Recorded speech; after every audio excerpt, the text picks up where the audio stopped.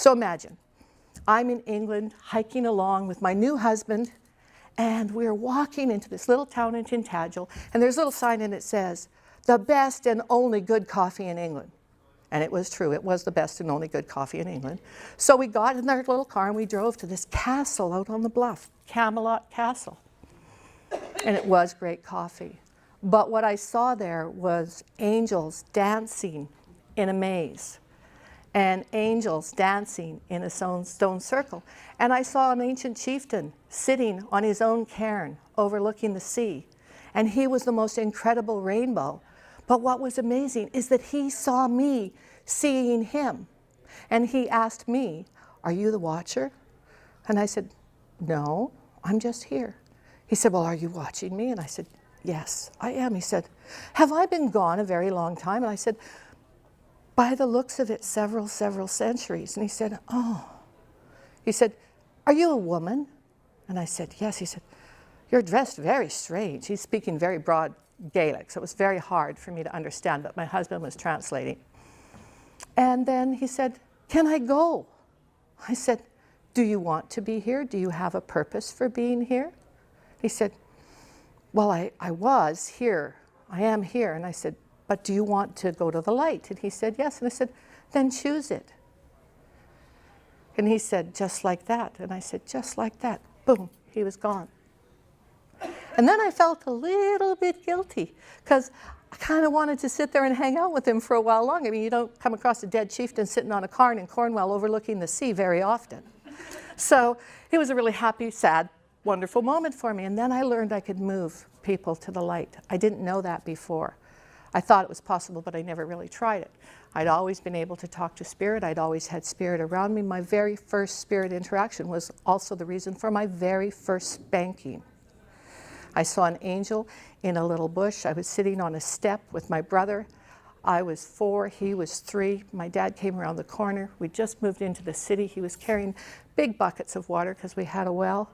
And I saw this little fairy angel spirit being in this bush. And she was just smiling and waving and talking to me. And I kind of was looking. And the last thing my father had said is, don't take your eyes off your brother, because my brother was a runner. He went straight to the road and ran after anything he saw. And I took my eyes off my brother, and he ran. And my dad came around the corner, and there was the kid going to the road, cars coming down the road, and there's me talking to a bush. So he dropped the pails, got my brother, came back, picked me up, and gave me 5 good swats on the butt. He said, never, ever disobey me again. I said, but Dad, there's a fairy, there's an angel, there's something here. And he looked me straight in the eye and said, are you lying to me? And I said, no, no, no. And he said, yes, you are. You saw a hummingbird or a large bee, whack, 5 more whacks. Sat me down. I'd never had a spanking in my life. So I was devastated. Shut down? You bet. Anything I saw that looked like light, that didn't look like it was supposed to be there, that wasn't real and was speaking to only me, I did not talk about. Fast forward from 4 to 12. I'm asleep. I'm on my bed. My grandfather is 93 years old, and he's in a little farm outside of Saskatoon, near Admiral, Saskatchewan. And I feel this hand on my shoulder. Wake up.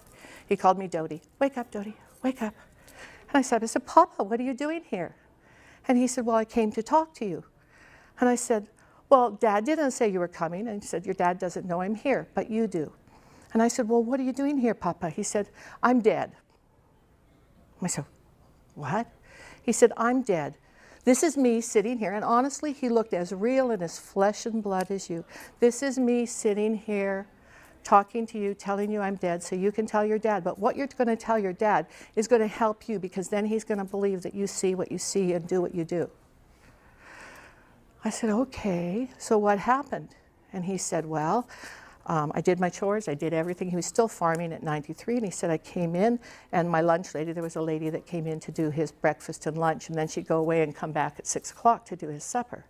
So he came in to have his afternoon rest, and he sat in his rocking chair, and he looked out at the beautiful blue prairie sky and the birds, and he went.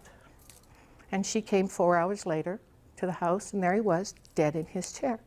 So she called emergency and from Saskatoon, and they sent an ambulance out to pick him up. And the nurse that received was his other granddaughter, an older granddaughter that lived there. And just about that time, he's leaving after telling me all of this. And I go running into my dad, and I'm crying, and I'm distraught, and I say, Papa's dead. And he said, what do you mean, Papa's dead? I said, Papa's dead. How do you know that? He came to me, this is just a bad dream. Gather you up, take you back to your room, calm you down, sit down. You're just having a bad dream. It was a nightmare.